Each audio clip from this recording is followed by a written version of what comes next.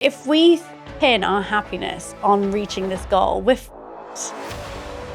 It's quite clear that you went through a real wake-up call in your life. I've discovered drugs and alcohol. I hit rock bottom and I called a friend of mine and she said I should listen to a podcast about manifestation. Is manifestation real? Essentially, manifesting is using the power of your mind to change and create the reality you experience. I suppose if you could go back to that 27, 28-year-old self, what's the advice that you would give her? Read my book. I challenge you to read that book and not change your life. It would be impossible to follow these 7 steps and not see a positive change in your life. Like, how can people remove the barriers of fear from their lives? There's nothing more triggering than confidence. How can someone start to build their self-worth? This is the first time I've spoken about this, by the way. Love it.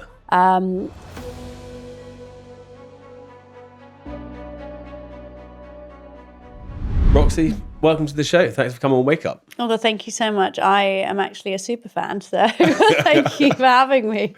Well, I'm very pleased that you've come on. The funny thing is, on this show, we talk a lot about trying to capture moments that change people's lives and like wake up calls, the wake up moment and so forth. And obviously you've been through this huge journey that's had continuous knock-on effects, but you had a real wake up call in your life, which has kind of changed the direction of your life forever. So for those people that don't know you watching, can you tell us a little bit about your background? So I grew up in Oxford as a sort of Iraqi daughter of immigrants, definitely just always felt like an outsider, had no self-worth, no sort of drive. And then I discovered drugs and alcohol and allowed that to sort of cloud over like 10 years of my life until I got to 27 and it was May 2018.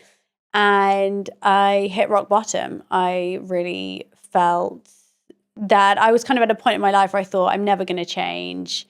I'm always going to be depressed. I'm never going to have self-worth. I don't know if I'm ever going to overcome my addictions. And I called a friend of mine and she said I should listen to a podcast about manifestation. So I did. And I realized that manifesting was all about self-worth, of which I had none. So I went and researched everything I could on this practice and delved into the whole world of self-development and healing and began to change my life in every way imaginable. And I think from watching you, I don't get the impression that you were particularly spiritual before. No. It wasn't that apparent in your life. No, not at all. I mean, I'd practice yoga because I had a bad back. But that was but that was basically it. No, I was just too busy partying and having fun, and even now, I suppose I am spiritual, but I wouldn't say I'm super spiritual. I think I see, I think I approach manifestation from a very logical and practical point of view. So I suppose if you could go back to that 27, 28-year-old self, before you had that moment, what's the advice that you would give her? Stop taking drugs to start with. And I'd had an experiment that they'd done with rats where they'd put rats in a cage and there was a button to press for cocaine.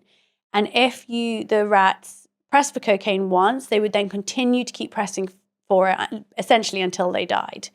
But then they moved the rats into a different cage, which was kind of like rat heaven. There was like wheels and other rats and food.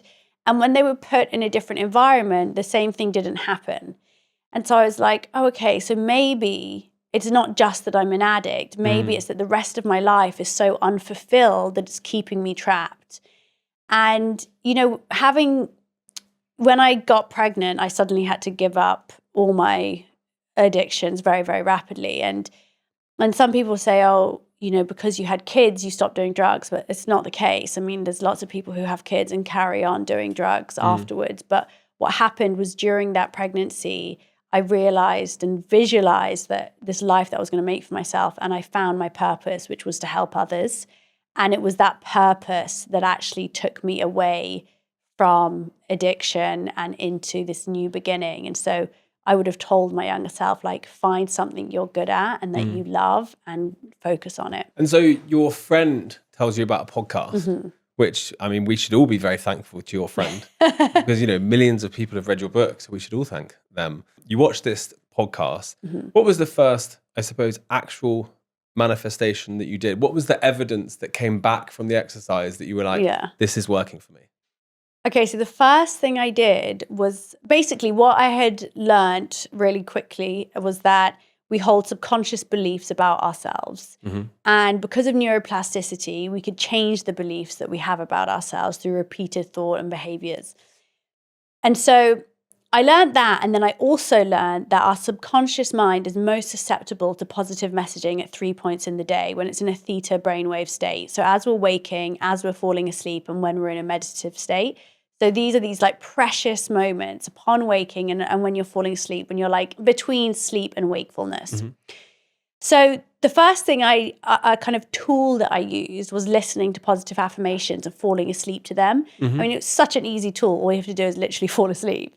But what I wanted to manifest first was finding a relationship. So I started falling asleep to these like finding love affirmation meditations that I would play on YouTube. Wow. So it would be like, you are ready to meet your soulmate. Oh, wow. Yeah. And I was like, fuck it, I'm going to try it. Because like, what have I got to lose? And then I made like a vision board list of my perfect partner. And then 2 weeks later, Wade messaged me on a dating app. So, oh, wow. Yeah, that was the kind of like the first few things that I started to do. And so I asked my audience before you came on what questions we should ask you. And I'd say it's like a very like business entrepreneur type audience. I'd also say that I am myself quite cynical, although funnily enough, like as we will talk about today, I am actually a firm believer in manifestation. Love that. I didn't necessarily know it was called that, but it like defines almost everything about me. But I asked the audience what they ask, and because they're so cynical, their first question was, is manifestation real or is it just a placebo effect? Yeah, it absolutely is real, but you have to understand what manifestation really is. I think that where the cynicism comes from is a complete lack of understanding of the practice. And that's because manifestation has become a trend. It's become so devalued. People use it in language now, like common language, but they're not using it correctly. So they're just like, I manifested that summer holiday or whatever. Like they're just using it, but not knowing really what it means. Manifesting is actually like a really ancient practice. It's been around for centuries and it's rooted in science, wisdom, spirituality. I think there's psychology, neuroscience. I think there's so much to this practice. And essentially manifesting is using the power of your mind to change and create the reality you experience. And it's about mindset. It's about self-belief. It's about taking aligned action, stepping outside your comfort zone. Gratitude. Like it's a really full practice. And what it's not is just thinking about what you want, making a vision board and waiting for it to happen. And when I laid out my 7-step guide to manifesting, what I realized is that it would be impossible to follow these 7 steps and not see a positive change in your life. Like it's literally impossible. And so I think to that, manifesting is 100% real. I think it's just that the word has perhaps been devalued. And actually, I think it's really interesting. You said, I didn't know the term. And what I say often is that I think everybody is manifesting all the time. Totally. They just don't know that they're using it. And actually, a lot of great thinkers, philosophers, they're all talking about how we can use the power of our mind to change our reality. They're just not using the word manifest always. I was told quite a nice analogy this morning when I was talking to someone about having you on the show. And they said that they think that manifesting and being intentional in your life is a little bit like skiing. If you're skiing and you look in the direction you want to go, you're going to fall. But if you turn and position your body in the direction that you're going to go, you will go that direction. And I feel like a lot of what you talk about is aligning your behaviors with the outcomes. And the term is a fantastic term, but like you say, it's kind of been hijacked a little bit by social media. 100. I feel like I'm the PR for manifesting, so doing damage control and trying to bring people back to its true meaning. Yeah. The other question that the audience asked, which makes me very proud that they would ask this, is how do you set realistic goals?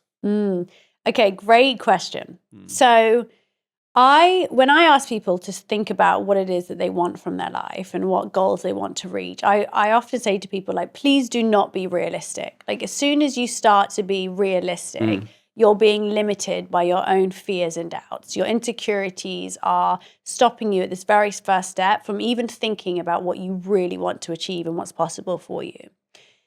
But while I think it's really important to break those kind of barriers of your own mind with being realistic, I think it's also very important to understand why it is you want something. So somebody might hear me say, oh, don't be realistic. And they'll say, fine, well, I'm just going to put that I want to manifest 3 cars and 1 million followers.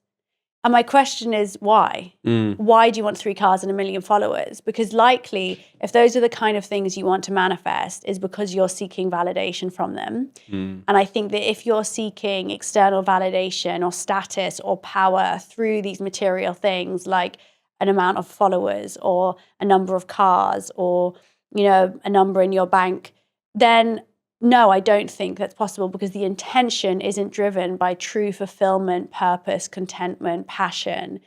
And so I think that's the distinction.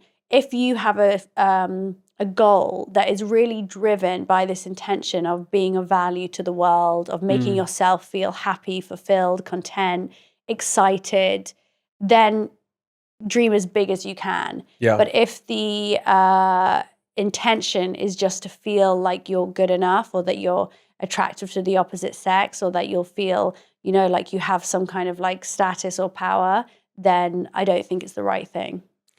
I love that. Actually, I was saying before the show, my brothers and I, in some way, I feel like were brought up by someone who had a very strong concept of aligning yourself towards goals. So when we were younger, we would do New Year's resolutions together as a family. Like, he would sit us down and he'd say, what are you aiming at this year? And he'd always tell you that thing, which is like, you overestimate what you can do in a short period and underestimate what you can do in a longer period. And so he would always be like, what's your sort of moonshot goal for the year? Yeah. And as like, teenagers, we were writing down, because I started my businesses at 14, I would be writing down like revenue numbers and sales numbers at 14. Wow. And he would be like, do you think that's achievable? And I'd be like, well, I suppose over the year, if I was to break it down by the month, and at a young age, if you start, intentionally directing yourself towards these goals, the behaviors sometimes follow. Yeah. And I think the better you get at it, the more accurate you can become at actually predicting where you'll get to. 100%. That makes sense. Oh God, I love that. I got my son Wolf, he's 5. He did his first vision board this year. Oh, amazing. Yeah, it was very cute. The other question the audience asked was, and it's funny because I had missed that your beginning manifestation was about a relationship, but the other question was, can someone manifest a relationship? So if you're single and you're struggling, how do you practically go about manifesting an outcome you want? Yes, you absolutely can manifest a relationship. I would say it's one of the hardest things to manifest, because the secret of manifesting is that we manifest what we subconsciously believe we are worthy of receiving. So you can dream about your dream job, your dream partner, your dream home, whatever it is, as much as you want. But if you deep down don't believe you're worthy of those things, then you won't be able to attract it into your life.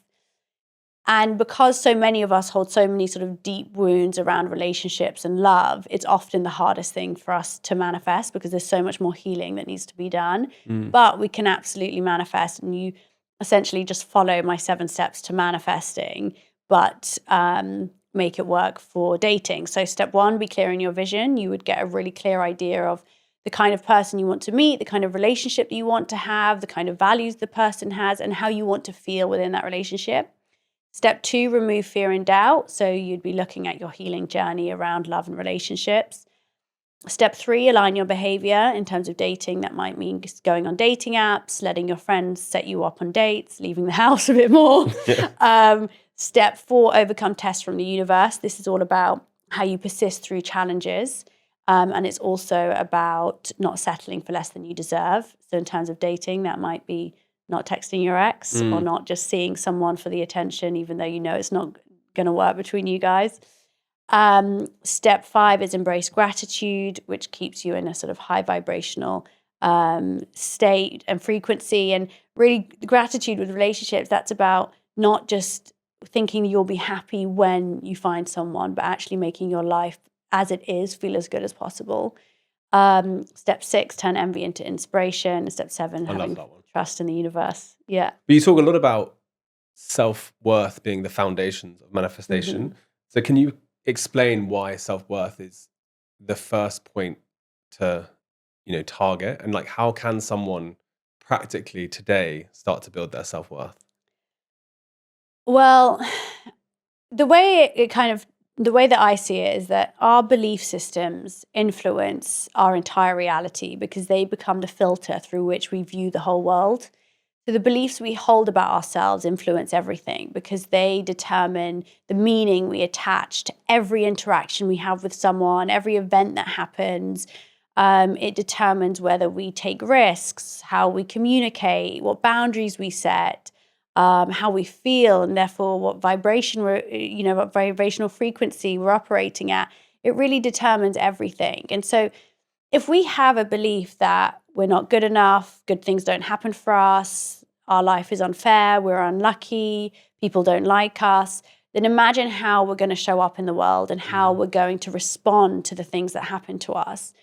Whereas if we can start to realize that we are enough as we are, that we are deserving of success, that we deserve money, love, joy, all those things, then how differently are we going to conduct ourselves and live?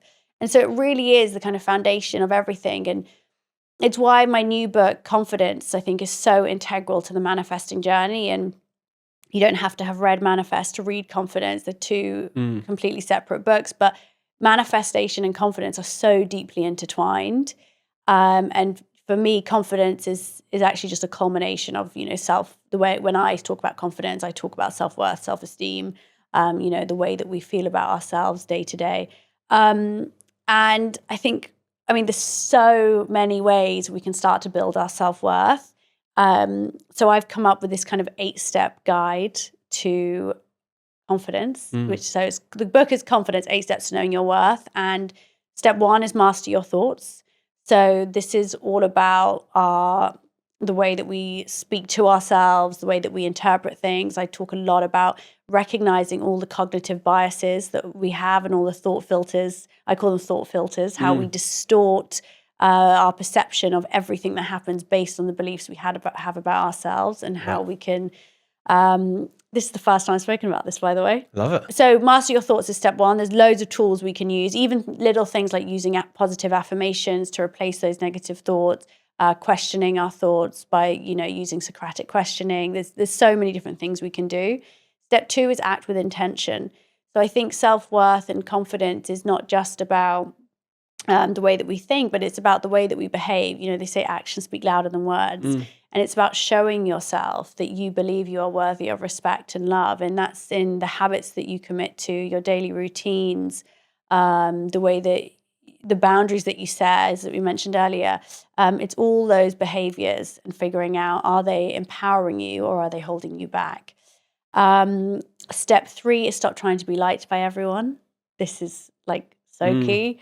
Step 4 is break free from comparison.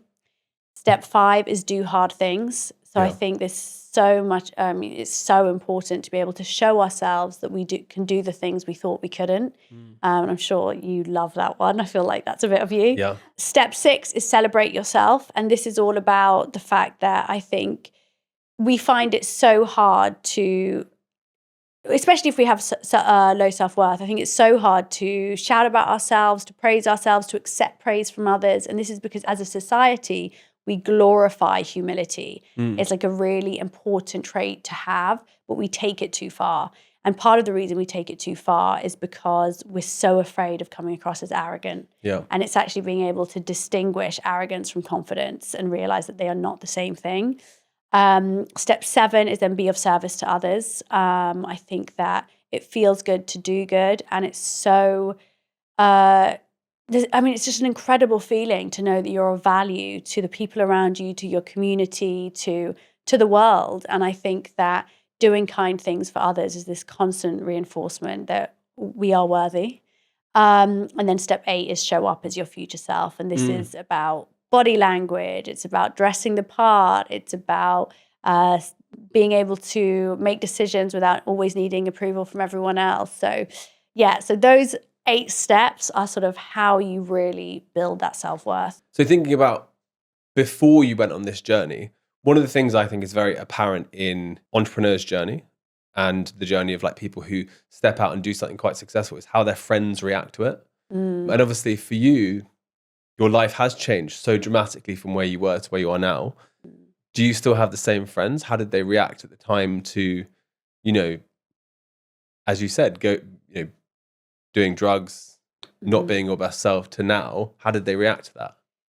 Do you know, I have quite a lot of the same friends. Yeah. I have a good core group who are absolutely the same, and I think just feel very proud, and you know, they've been really there for me. I have a couple of friends who my relationship with them has changed because they're still where I was, and I have zero judgment and love them so much, but I don't spend the same amount of time with them. They're just kind of, I'm there for them when they need me. And I just have a ton of new friends. But I think what is interesting is there's a lot of people who definitely were not very nice to me back in the day and didn't show me any kind of respect, who definitely now I might see out. And you can see that, you know, their attitude towards me has changed, which is really nice. And yeah. I think though that everyone who goes through like a massive period of change or, you know, progression in their life is going to experience that, and it's horrible. Yeah, you know, the people by their very nature will be like, why is this person stepping out of the ordinary? Oh yeah. And I suppose even like from my personal experience, I started a business so young that everyone just thought it was a joke. Yeah. Everyone just thought, Did you struggle to like keep like good friends when you were so young and running a business? I mean, my friends would tell you that I disappeared for like 7 or 8 years. Yeah. Legitimately will say he was a ghost for 8 years. And then I always say, like, just after COVID, because of COVID, work changed dramatically. Like in many ways, work-life balance was kind of forced on a lot of people. And someone like myself who worked all hours was kind of forced into, my business collapsed. I had to like furlough 80 people or something. And I suddenly started seeing all my friends again. Yeah. And everyone was like, where have you been? And I was They're like, very good friends and they waited that long. Honestly, I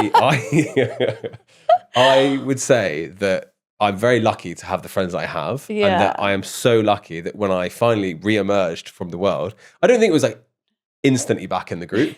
And, you know, like some people have reacted amazingly, some people less so. Yeah. But yeah, very lucky to have great friends that welcome me back in. But I think to do anything like special or different or so forth, you kind of will go through that ups and down period. You know, I think what people don't talk about enough is that you don't really know who your friends are through the tough times. You know your friends through the good times, because it's easy for people to actually be attracted to drama, or when you're feeling sad and, you know, to feel like they're needed in that moment, or they might thrive off, you know, the drama, like I said. But actually, for a friend to see you thrive and to genuinely celebrate you, that is true friendship. Yeah. And that is way fucking harder to find. So rare. I would always say, and people watch this will love this, but my best friend is a guy called Ben Askins, who also has like quite a big public profile and all the rest of it. He was my business partner originally. Right. And he has had unbelievable success this year. He's become like a guest presenter on LBC, massive channels, new book. His book's called My Boss is a Moron. Like, he's just amazing. Anyway, his success is so much that a lot of people I can see being like, oh, you know, yeah. You know. Whereas I'm literally cheering for him because I know he is for me. And that, again, I think is incredibly rare for people. It is. I think from a manifestation point of view, being able to celebrate other people is so important. And it's something I talk about in Manifest in Step 6, Turn Envy into Inspiration. Because the thing is, I do think the more successful you get, without doubt, the more people don't like you. Okay, for example, my friend sent me this really like scathing article on Stephen Bartlett, right? And I read it and I just thought, fuck, it's honestly so sad. Like, I don't really know Stephen. I love his podcast, but I'm not like a super Stephen fan or anything like that. But either way, I find it very sad that clearly he's a clever guy. He's done great things, but people just love to take down successful people, especially the British media. And I do find it a really sad thing. And I think that is also part of why people get so, I mean, I speak for myself and I'm sure there are people who can relate. Like the more success I have, the more I have this underlying fear that I'm just about to be taken down or destroyed. I have this like fear of doom and I'm like, oh shit. And why is that? Like, it's so sad because actually the more confident we are, the more in our power we are, the more effortless it is to celebrate other people because we're not threatened by them. One person's success does not take away from our own. And how empowering is it to be able to just be like, I am here cheering other people on because I know it doesn't detract from me. And, you know, something that I always try to do is just support and champion my friends as much as possible and the people around me because I do think it comes back to you.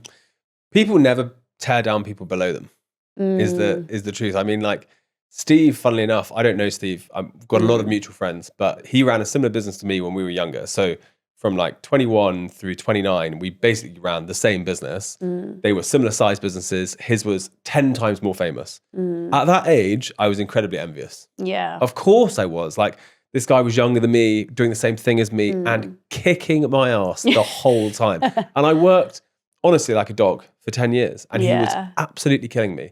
And it took a lot of, I think, self-reflection on my part to be like, I actually am quite proud of him as a stranger for what he's accomplished for himself. But everything you read, people just tear him down nonstop. And it's because he's such an outlier. It's because he's so successful. And especially in like a microcosm, the old world that him and I used to be in, like the marketing agency world, everyone hated him. Yeah. And it's because he did what everyone wanted to do. It wasn't that he did something specifically wrong. They just didn't like his success. I mean, I think that what we have to remember is that envy is a sign of what needs healing within you or what you still want. And so we can use that. We can use envy to show us those two things, and then we can transform it into inspiration. And we can start to look at people who we perceive as, you know, above us and allow them to show us what's possible and learn from them as well. That's so true. I would definitely say that dude has laid the path for so many entrepreneurs to become like have public voices, which I think is so important. Like, how cool would it have been? Like, how cool would it have been if I'd been 21 looking for business advice and there'd been all these amazing podcasts? Yeah, these things so didn't true. exist back then. Yeah. And like, he's definitely like blazed for so many people. So for the cynics, what is the science behind manifestation? So part of it is neuroscience. So the neuroscience is that when we regularly visually rehearse something, or when we do visual rehearsal a lot, we prime the subconscious parts of our brains to reach that goal by filtering out unwanted information and seeking out opportunities that are aligned with those goals. And so because the subconscious parts of our brain accounts for 95% of our brain's activity, we can essentially just get our subconscious to do the work for us.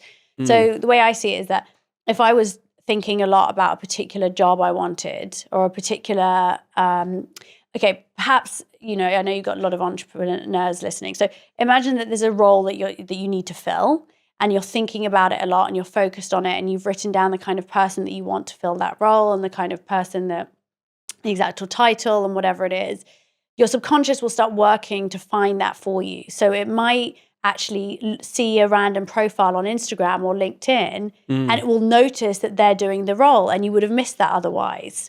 Or an email might come through the contact inbox and when you would have previously just missed it and skimmed it and deleted it, actually because you've been, you know, paying attention to it, you notice it and actually you're like, oh, that's just what we've been looking for. So that's part of it. And then the other part is that, you know, everything in the universe is made up of energy. And the only thing that differentiates us from the sky above us is the frequency and the density of the vibration of the atoms.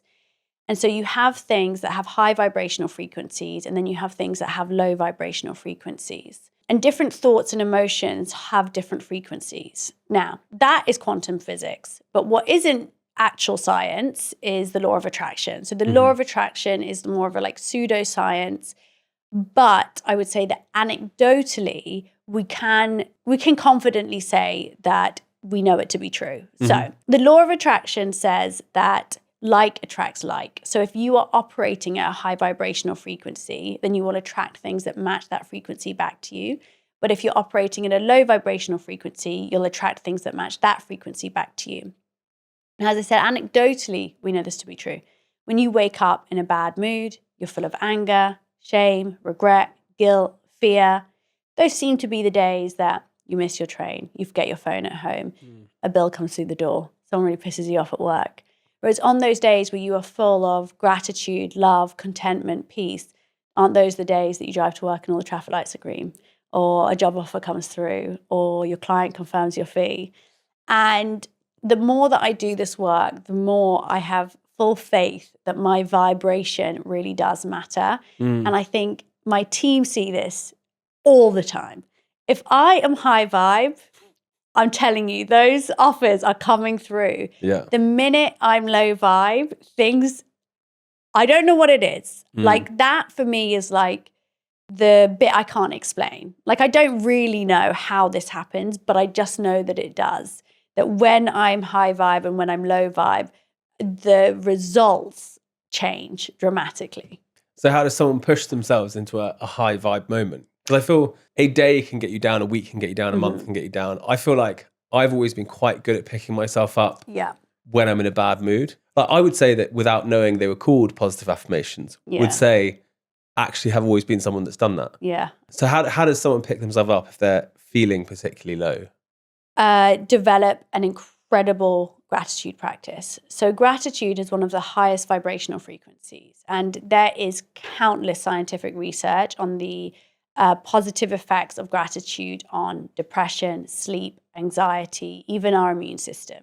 The gratitude is just an incredible practice. But from a manifesting point of view, when we are in a state of gratitude and a feeling of appreciation, I believe that we attract more abundance back to us. There's a great quote which says, "A grateful heart is a magnet for miracles."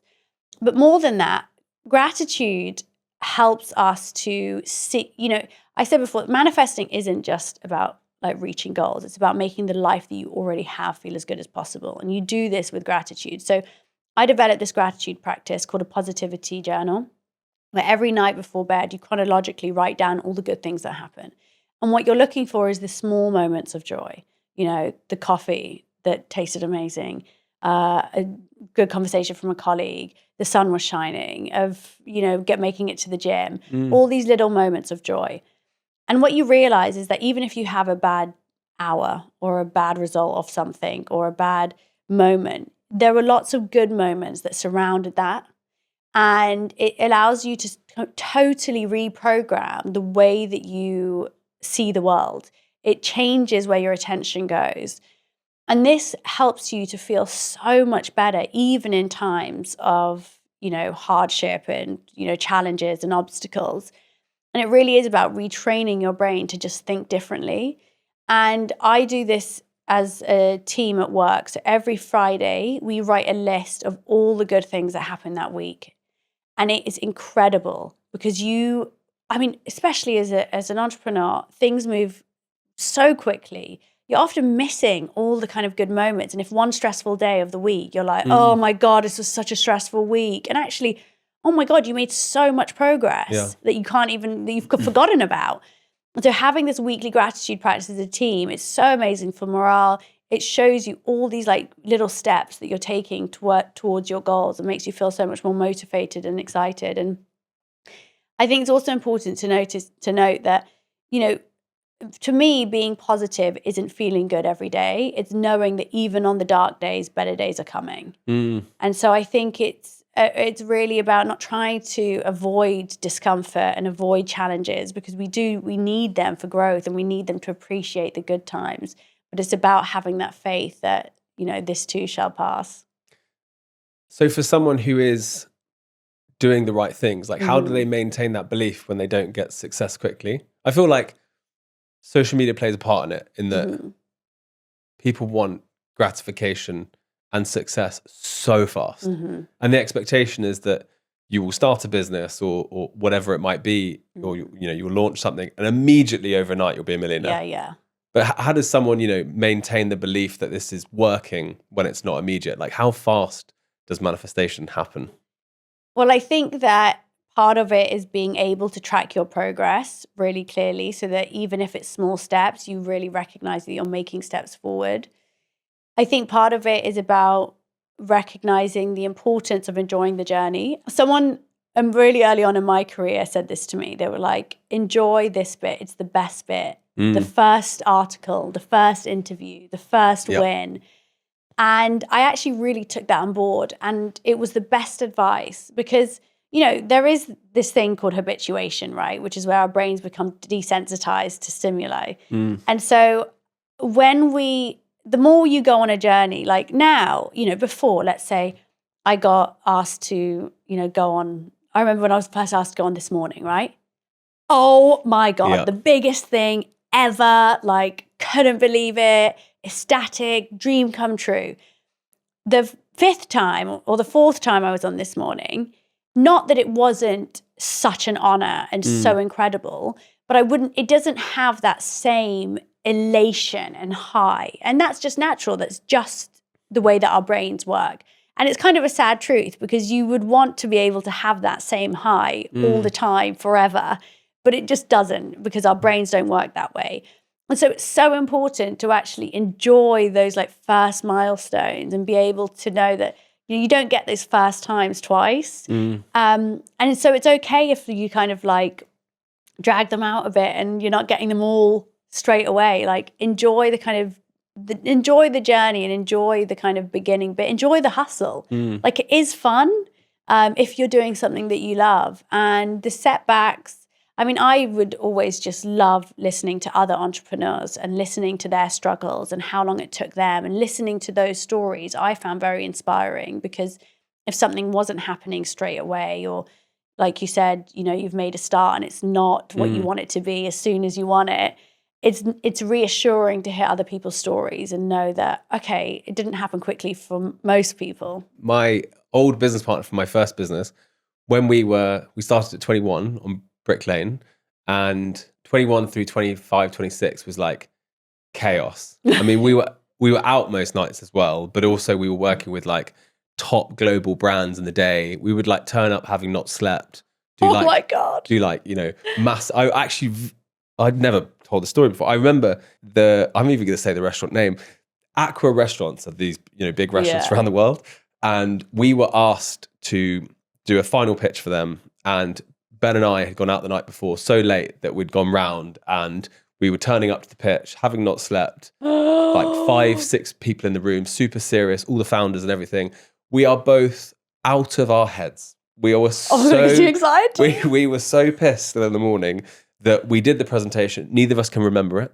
We won the job. That's the sort of people we were at that age. And I was always, and I sort of slightly regretful and therefore try and live in the moment so much these days. I was always like, I can't wait till we've made it. And he always said to me, these will be the times we look back at as the greatest times. And it's so true. Like now I'm 34. That was quite a long time ago now. Yeah. I look back at that as a time where things were not going well. Yeah. Everything was breaking all the time. And yet it was just so much fun. Yeah. And so you're right. I think sometimes you've got to appreciate that the come up, as it were, might not feel perfect at the time, but it's probably going to be, you know, the most fun. Also, we know that reaching your goals doesn't make us happy. Yeah. Like we know this. We know that money and fame and success and status do not make us happy. It's really good to have goals. It's really good to feel like we have a reason to get up in the morning, to feel driven, to feel like we have a purpose, to feel like we're on a mission. That's fun. We want that drive. We want to feel excited by life and that we have momentum to move forward. But if we pin our happiness on reaching this goal, we're fucked. Yeah. Because happiness really is built on the journey. It's in appreciating the day-to-day moments. Those things are just going to be really cool when you get them. And have you ever had that, like, you've reached, you know, the mountaintop and then been like, wow, that did not feel like I thought it was going to feel? Do you know, personally, no. Because I think I came from such a dark place that for me, just to be able to wake up in the morning and not hate myself, feels so incredible that I genuinely have so much gratitude just for that. And for years now, I mean, look, I had loads. When I started my career, I had tons of big goals. I was like, oh my God, like Sunday Times. For me at that time, I mean, I've never written a book, nothing. And I was like, Sunday Times bestseller, American TV, you know, all these things, all these goals I wanted to achieve. And when I achieved them, they were great. But after that point, and this has been probably for the last 3 years, when people have been, or the last 2 years, when people have been saying to me, you know, what's next? What's your goals? What's on your vision board? I'm like, oh, just more of the same. Like, I'm fucking loving life. Like, I love what I do. I don't feel like I need more to satisfy me. Like, life is great. If I could just keep moving forward, I'm happy with that. And I think that is because I've genuinely embodied, I don't want to be going backwards and I don't want to be stagnant. I want to move forward, but I don't feel like I need a ton more because I actually just trust that abundance is coming anyway. And because I embody this real gratitude for life's day to day. I also feel like you, myself, everyone will have like different seasons of their lives that, you know, one year you might work your hardest you've ever worked and the year afterwards you might not. And that's fine as well. And I would always say like last year, I just did not work hard I love this for you. Just not at all. You know? Good, but you after 10 years, like you needed that. Well, yeah. I mean, definitely was just playing sport all the time, not really working. And then this year has been radically different. Yeah. You know, I set new goals at the beginning of the year. I sort of thought to myself, I have had a year off of relative quiet and peace. Now I can pursue some new goals. So I think it's fine. But I suppose for people at the beginning of their journey who are thinking about, you know, step one, like how does someone put a vision board together? Like I saw that you talked about your vision board more like a bullet point board, not a mood board, which I love because I was like, I did love the specificity of that. Yeah. Grace Beverly actually gave it the term bullet board, but from what I had been explaining, which I've kind of talked about for years, which is that when we're making a vision board, it shouldn't be just lots of pretty pictures. That is a mood board. It's just an inspiration board. A vision board should have very, very clear goals and clear things that you want to reach and be clearly defined. I mean, for me, my vision board has no pictures. It's just bullet points of everything that I want. And I categorize my vision board. So I'm not focusing too much on just one area of my life. So I'll have career, personal development, love and romance, family, and then maybe other where I'll put like travel and places I want to go. So yeah, I think having a vision board at the beginning is an amazing thing to do. How can fear and self-doubt stop manifestation? Like how can people remove the barriers of fear from their lives? I think that is all to do with that sort of healing journey that we spoke about. That's about recognizing where your self-doubts are coming from. What are those limiting beliefs and how can I change them? So the 8 steps of confidence is a big part of that. I think it's also about if you have the resources to find external help to understand yourself better through therapy, group therapy, counseling, journaling, hypnotherapists, Reiki, whatever it is, but going on a journey to understand what are those blocks and insecurities that are currently holding you back and how can you begin to change them. And for a lot of people who are maybe at the beginning of their journey or they want to achieve something new, they often will ask, like, how do you find your purpose? Like, how do you find the why? I think it's a brilliant question, but if someone was to ask you that, what would you tell them as practical, actionable steps that they could take to try and find that? I find this a tough question, actually. And Jay Shetty answered it best he came on my podcast and he gave a really great answer to it. I can't remember. But Simon Scribb also gave me a great answer, which I loved. And he spoke about finding what your pain point has been, like what has caused you pain and how can you use that pain to drive you to helping others. And I thought that was such a beautiful definition and starting place for so many people who are lost, because it's definitely where I found my purpose. It was through my own pain and in starting my own healing journey that I realized that's what I wanted to do for others. But I think that, you know, I don't think people should rush to try and find their purpose because how do you just force yourself into finding it? I think you just need to be open to it and exploring and being aware of what energizes you, what makes you feel happy, what makes you feel of value, what makes you feel fulfilled, and figure out how you can then make a career from that. Yeah, I agree. And I was speaking to Simon about it recently. And I think what we came to the conclusion is that if someone doesn't know their why and their purpose, I think that's totally fine. Yeah. And I think it's very rare that someone actually fully understands their Yeah. why and their purpose, and it can change. But if people are looking for it, I think action will often reveal the thing that you care most about. Yeah. And so if you can get yourself into a, as you would say, like high vibe, mentality and place in your life where you're doing a lot of things, you're giving off the right energy, you will find the thing. Definitely. It will just arrive for you. Agreed. And you said this before, and I would actually agree. For me, I had completely lost my why and purpose. And that's probably why I had a year off.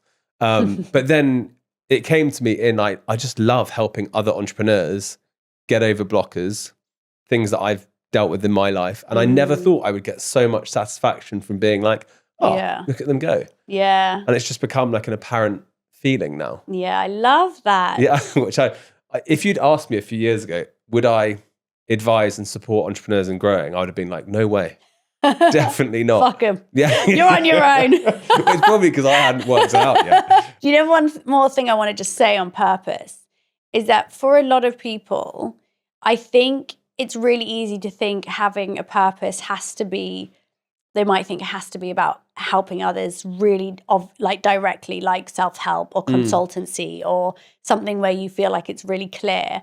I am of the belief that everybody who is doing any job is doing something purposeful.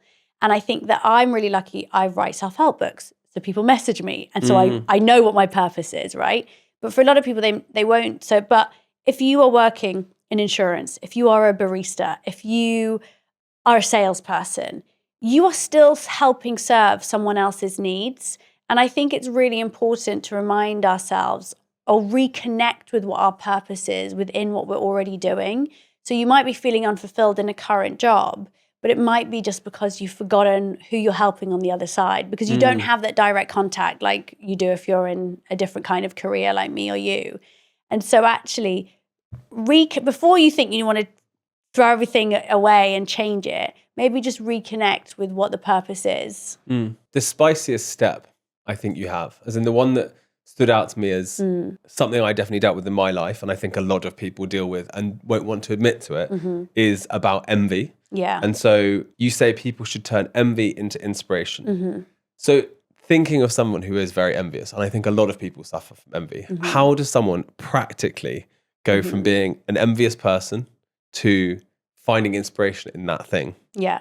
So it's firstly, we have to have radical acceptance of our emotion and not try to deny it. So people often feel a lot of shame around feeling envious, especially if it's around someone maybe that they're close to or a friend. And so what happens is if we don't allow ourselves to admit that we're feeling envious, we pass it on as judgment. So a confident person walks in the room, and instead of being honest about ourselves, we say, oh God, they're so big-headed. They're so up themselves, right? Or we see someone on Instagram posting a reel of them talking to camera, and we're like, oh my God, they're so cringe. Yeah. They don't know what they're talking about. But actually, is it that we're envious of that person's ability to be unapologetically themselves and to show up? And so the first thing we need to do is own our envy and make sure that we're not passing it as judgment. And if you are passing judgment on someone, always ask yourself, is the emotion of envy driving this? And then we can start to bring compassion to ourselves. So, okay, I'm having this emotion. It's normal. Look at kids. They are so jealous of each other. Yeah. They don't want to share toys. When Wolf, my son, if I hug my niece, he'll come right up to me and be like, Mummy, do you love her more than me? It's a natural emotion. We're born with it.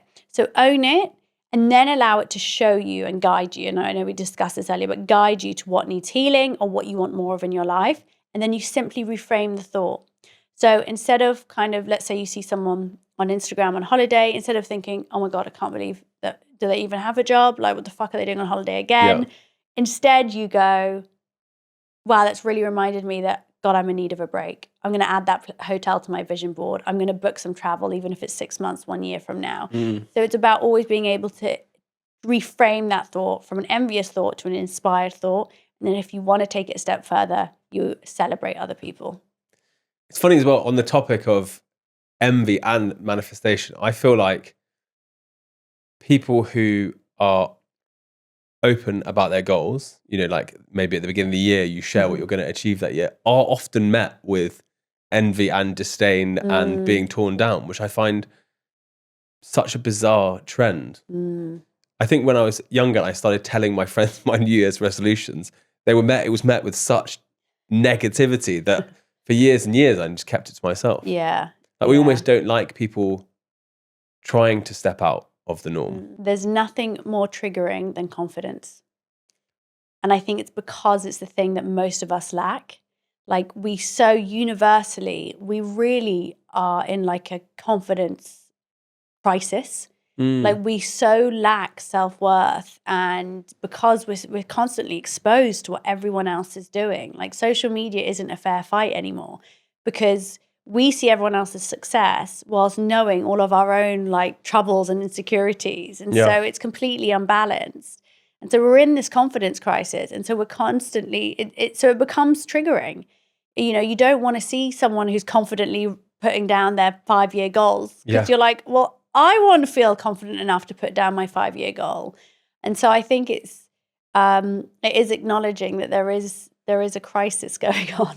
I definitely think that's played into probably some of the cynicism towards manifestation. Yeah. Is that people think it's like super woo-woo. Yeah. But I saw you on an interview say that you're talking about manifestation as an umbrella for effectively really good pattern recognition and behaviors and goal setting and discipline. And it's just because of the umbrella term, everyone seems to tear it down. But goal setting is like the oldest, most proven thing ever. Literally. Yeah. It's, you can't, like, you need goals. It's not even, you just need goals to feel good. Like, what is life if you don't know where you're headed or you don't know what direction you want to take? It can feel, that's why you can get stuck in those ruts where you feel like you're not moving, you're not going anywhere. It's, for our mental health, it's so damaging to not just figure out what we want and go for it. And so people can effectively negatively manifest. They can pursue the wrong things, which leads to the wrong actions and outcomes, and that can spiral. I think so, yeah. I think we can keep ourselves trapped based on our limiting beliefs and insecurities, yeah. I think one of the things I've never really seen you talk about is the fact that while you are an incredible author and you've got an amazing, public presence, you are fundamentally a business person who runs a business and are out and out an incredible entrepreneur. And I don't really see that spoken about a huge amount. Whereas I think for context, for everyone watching, to write a book that does as well as your book does, like I've had a lot of authors on here recently. A lot of them have done very well, nowhere near as successful as you. Oh, thank you. And so how do you think now about your business? Because in researching, you saw that originally you did like events that people could come to before COVID. Yeah. And so can you talk us through the evolution of the actual business behind it all? Yeah. So it started basically while I was pregnant with Wolf. It was a very dark time, but I was reading constantly, reading all different self-development, researching, I wasn't at that point, I was understanding manifestation as, like you said, this umbrella of self-development, but there was no consideration that I would write a book on manifesting at this point. Yeah. But I watched Brené Brown's Call to Courage. And I was a big fan of Tony Robbins, and I was really inspired by the way that they would step on stage and inspire people. And what I loved was that you could hear someone say one thing on stage and it could change the whole direction of your life. And I thought, I want to do that. Yeah. And at the same time, while I was pregnant, I had this thing called Agony Aunt Sundays, which on my Instagram, which was really small at the time, people would write in their dilemmas on a Sunday and I would give them advice. And when I was pregnant and I was in a very, very, very bad place, this gave me this string of purpose and hope that literally kept me going for this 10 months.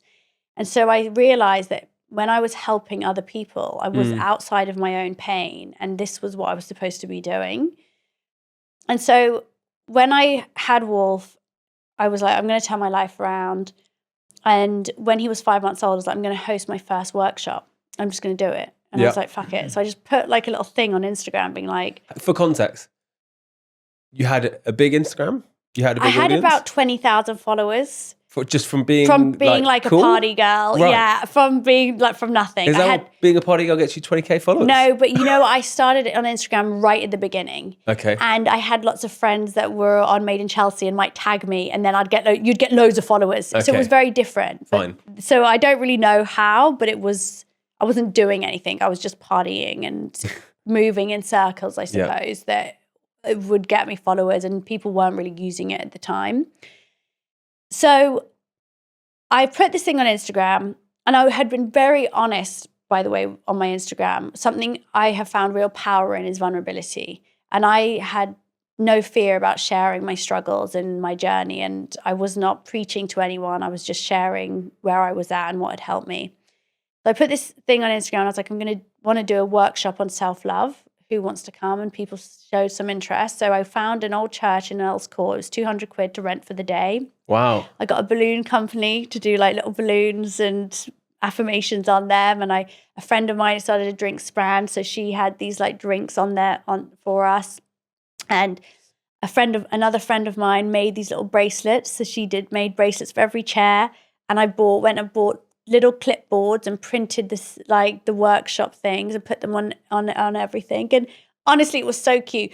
And it was. And when I got on stage, there was... And you were charging people to come? Yeah. So I was charging people, I think it was like £40 a ticket. Amazing. And it sold out to 100 people, which I was like, oh my God. And you'd never done anything like that before? I'd never done anything. But I was always like a confident speaker, like I would say. I mean, I don't know how I know. I'd never done public speaking, but like I could give a speech at my birthday parties, for example. Okay. And I was confident in that. I was also high at the time. But you know, when I went on stage, there was no backstage. There was just a curtain. Yeah.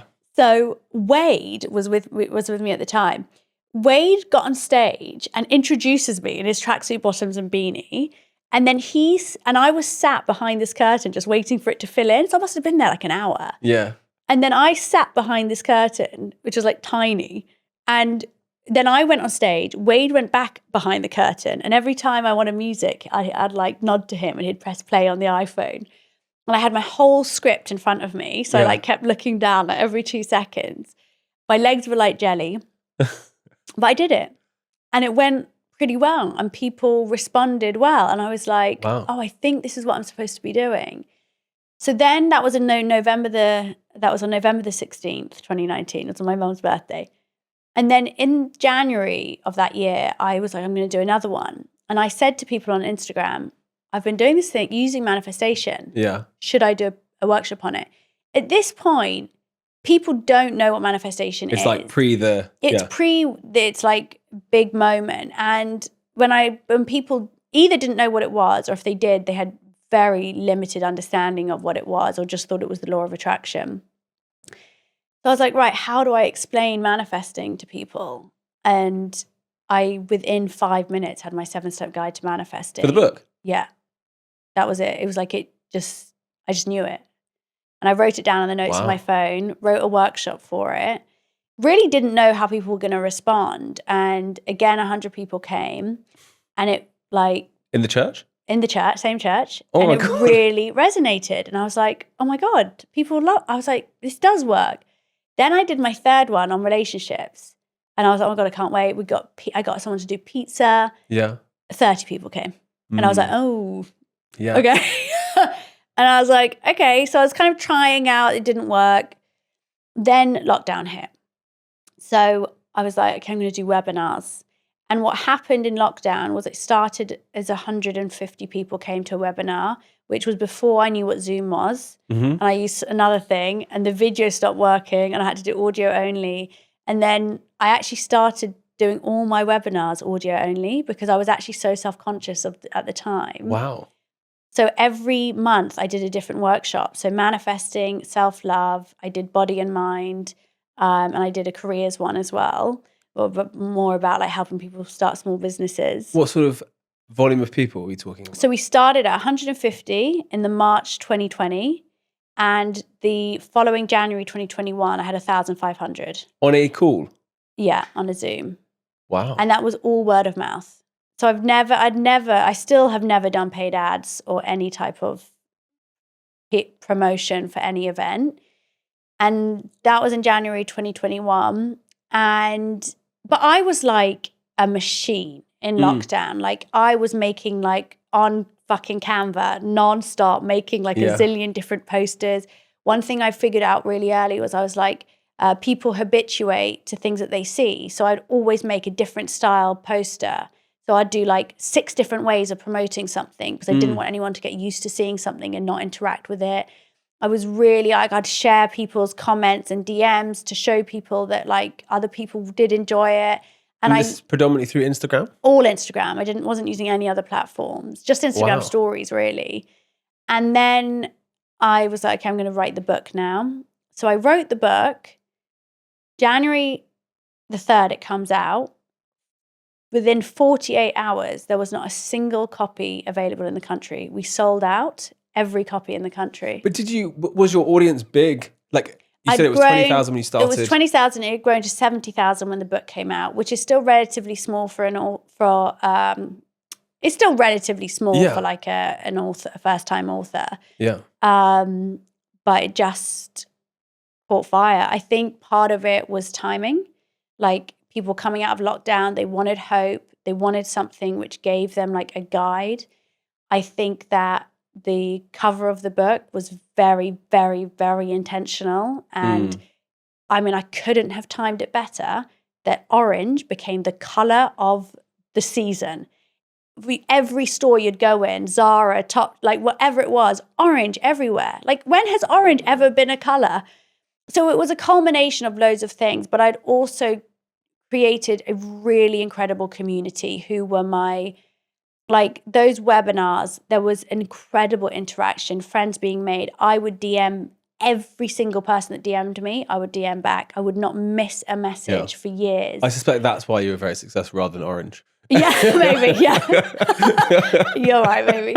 I know so much about this space. I've helped hundreds of people launch businesses and books and whatever. And that is amazing that a book could do so well with proportionately quite a small audience. Yeah. And I'm just trying to think why it hit so big, but it must have been the fact that every great book is basically driven by someone reading it and then telling 2 people about it. Yeah. It's not the pre-launch. I mean, I know a lot of people who could do good pre-launch numbers and then fizzle out. Yeah. But your book has done that. Yeah, yeah. It has gone up and up. I think it was 3 weeks after, a year after the book came out in 2023, I sold 2,000 tickets at Alexandra Palace without promotion. Now, only looking, I don't think I could do that now. I think you could do that I'm now. like, how? I think I was so in it and like... Yeah.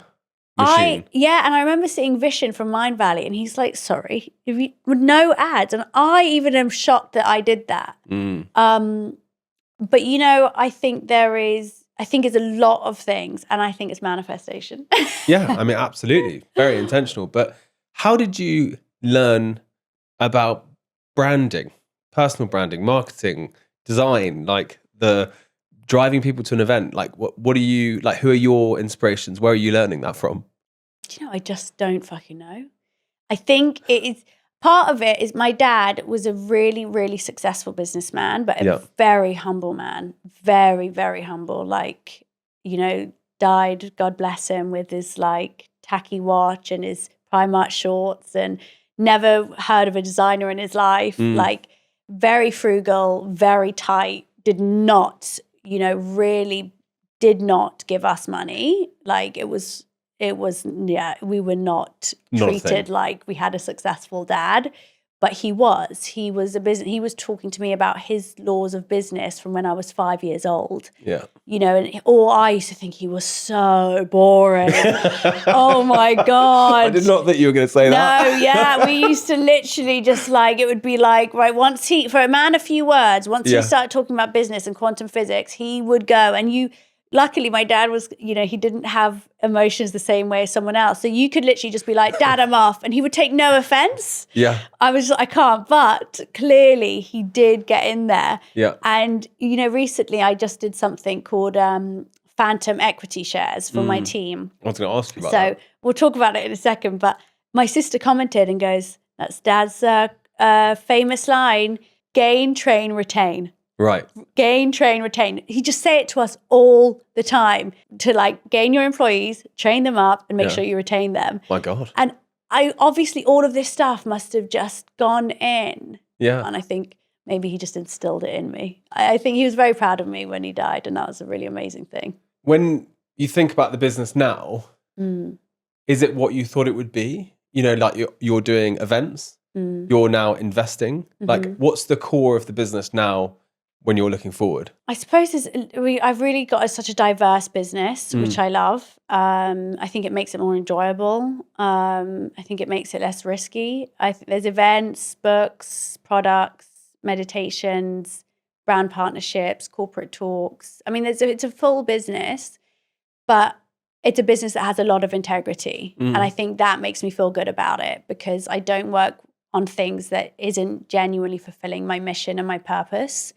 And it's not the most important thing to me. You know, I think making money is a fantastic byproduct of doing something that I love. And I think that the way I see making money is that it allows me to help. And it's so funny because this is why I love Simon Scribb so much, because he is so aligned with this. Is like it helps me to help the other people around me as well. It's not, I'm not here to like sit on a, you know, what's the point in that? I want to spread abundance as much as I can. And so now you have your own team, and so now you are a boss. Yeah. How do you feel about being a boss and actually like having responsibility for people? I think it has been a real journey actually finding the right team. And I think that one of my downfalls, I think early on, was I did everything myself with just one assistant, and really only up until like mid 2023. So for a long time, it was just me and one really young assistant. We're a machine. Yeah, a machine. And I really did burn myself out and make myself quite ill from that.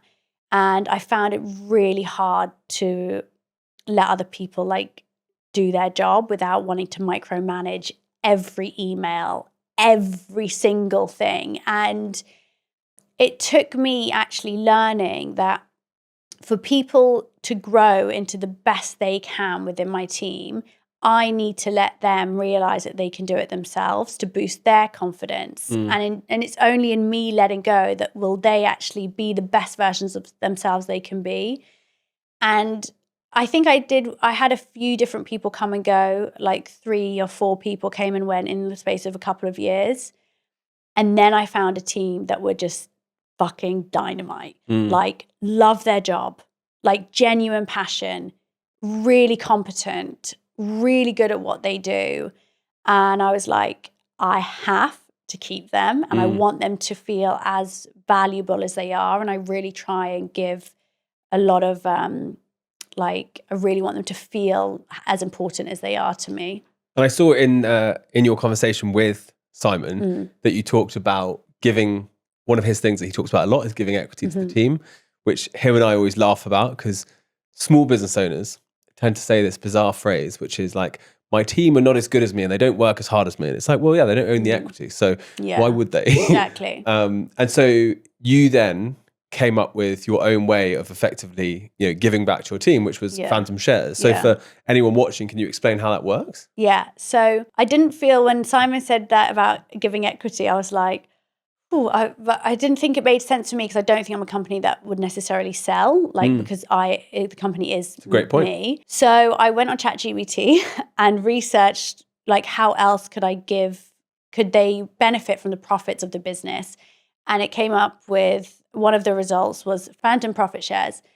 And so what this means is that at the end of each year, each employee will get a certain percentage based on their current salary of profit, and after a certain amount of time, and I could decide how much time that was, they'd get one payout, which was the accumulation of those years. So I chose 3 years because I wanted to reward both loyalty and efforts. And within 2 weeks of having that conversation with Simon, it was action. They had their letters at the Christmas party and it was done. Oh, incredible. I didn't hang about. And, you know, I think I did it because these are 3 girls that I trusted already loved the job and wanted to be there and are just amazing. And it doesn't feel even right to me. They see everything that comes through this business. It doesn't feel right to me to be like, oh, here's all this, we're going to make this much money, all for me. Like that doesn't sit right with me. Like I'm not doing it on my own. I couldn't do it without them. So it's a good lesson though. I mean, when you build a team and then you build a bigger team and a bigger team and a bigger team, it becomes very hard for the team to realize that they're pursuing this mission that's not their mission. And so, I remember when we had our first company, when we sold our first company, everyone in the company had equity. And so everyone gets a payout as part of that journey. Right. And so like your most junior staff member through to your senior one. But you're right, a lot of businesses aren't going to be sold. And so I think something like, phantom equity or phantom profit or whatever it's called is an unbelievable way of rewarding hard work and loyalty for a team that are building you. Yeah. They're on the mission with you, which I think your mission is incredible. And, it's impacting so many people. So it must be a fun place to work. Oh, yeah. We do have fun. And so I suppose now you own a very successful business. You've had an unbelievable book. You have more projects coming out. Have you personally dealt with imposter syndrome? No. No. I am doing what I'm meant to be doing, and I'm not meant to be a finished product. Yeah. Like I'm fucking winging it. Like I'm really proud of what I've done. I didn't have training on how to run a business or how to, so I feel proud, and tell everybody, I kind of practice what I preach, and you're not supposed to know all the answers and be the best as long as you're committed to learning. I haven't always been the best boss, or the best in business. My downfall, and one of the things that I really got wrong the first year or two, I was so burnt out that I was so irritable, and I could quite easily, respond because I wanted everything to be just right. I could respond really I was never rude, but I was definitely emotionally charged at times when I definitely I shouldn't have been. And I think that was a real learning point for me. I had to understand how to manage my emotions better, how not to get to get so stressed about little things going wrong. I had to learn. And as long as I was committed to owning where I could do better, then that's all right. I don't think you need to, I think imposter syndrome is natural, but when you take the pressure off and you realize that we're all learning, and as long as you're committed to learning, then that's the best you can do, then it makes it a lot easier. It's very honest of you as well. I think a lot of people will try and say that they were a great boss forever. And obviously with my content and, my friend Ben's content, a lot of it covers good and bad bosses and so forth. And people will often ask us, were we good bosses at the start? And the answer is 100% no. Yeah. I used to do my one-on-ones in the pub. So on a Friday afternoon, this is very true. And the people who worked for us at the time, it was funny because we were all drunk all the time, but never malicious. But if you start the one-on-ones at 1 o'clock on a Friday and you have 6 of them and you have a drink with everyone, by the time you get to your last one-on-one, you're basically on a night out. you're just with a team member having a conversation. And so, but no one teaches you this stuff. No one at a young age before you start a business is telling you. I mean, that one you could probably guess at. Yeah, you could probably guess. I think managing people is probably one of the biggest lessons I've had to learn. I think the other stuff comes quite instinctively to me, but this is where I had to really learn how to get the best out of people, how to relinquish control, and also how to cope when someone leaves. Yeah. I remember the first time someone left, and she was like a superstar.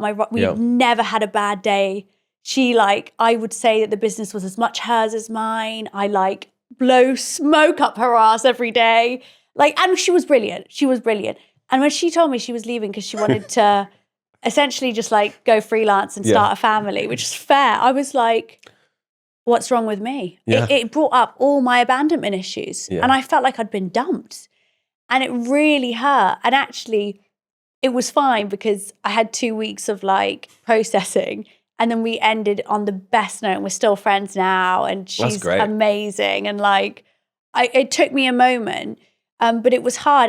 But that was such an amazing thing for me because I was I can't take things personally, and like you do have to have some degree of separation of being a boss and a friend Totally. and recognize where the line is. And so it did change the way I approached being a boss after that in the best way.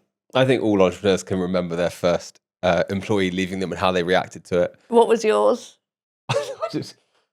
I just couldn't believe that they would leave. Yeah.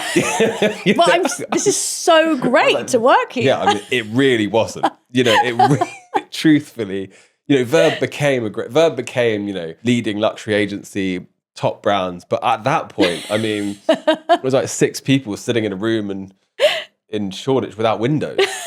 So I don't know why I was surprised. But yeah, I mean, everyone remembers that as a challenge. And I think, as you become more experienced, you realize that the only real lever you have in the business is to have great and motivated team members. Yeah. That's all you have. Yeah. You have nothing else outside that, really. Yeah. And I've seen now that you're actively investing. And so how does someone who, has a public profile like you, who obviously now has money, do you invest in both ways? Do you invest with both awareness and cash? Like, how do you think about a great investment now? Yeah, for me, it is both. So financial investment and as a strategic investor, where I can also be sort of an ambassador and give my advice as best I can. I don't think of my investing as, for me personally, I'm not like on this mission to like, I hope this company sells for 100 million and I get my cut. I just really enjoy watching businesses grow. I love, like, my favorite thing is giving my friends and people around me business advice. It is my favorite.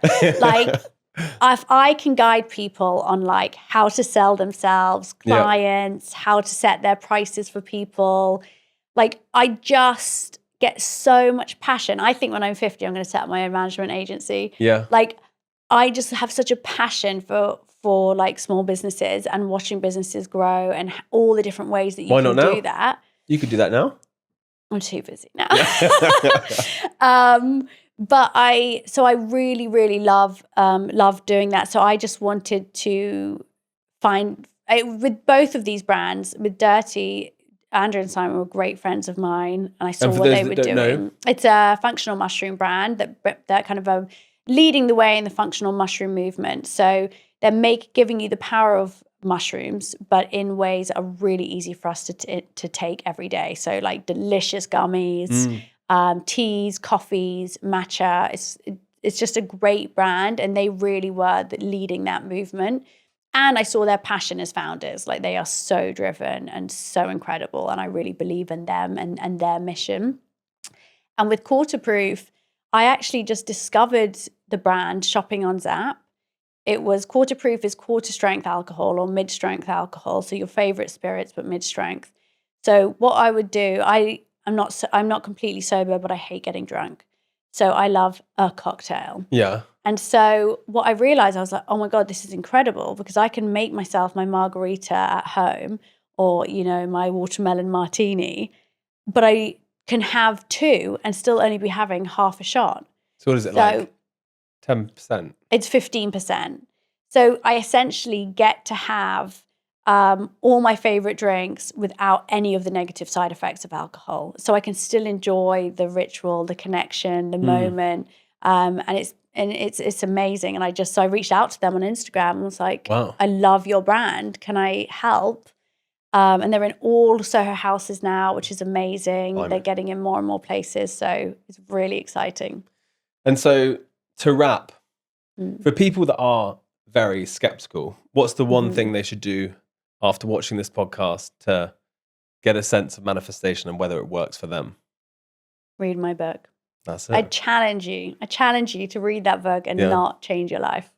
Because I would say I'm a skeptic, but I'm also a believer. And I think that the thing that you managed to do, which I don't think many other people did, was bring a framework to how to think about it. And so like a lot of the things that I would have instinctively done in my life, which I would never have called manifestation. Yeah. I would have been like overtly against saying that. I would have been like, I just work hard and I'm very good at goal setting, and I would have never done it. But when you read the steps and you actually think about it, it's all encompassed in there. Yeah. And so I think your genius is in taking a quite complex and all-encompassing thing and simplifying it. Well, thank you. That's very kind. Thank you so much. Well, thank you very much for coming. Wake up. Thank you for having me. Cheers.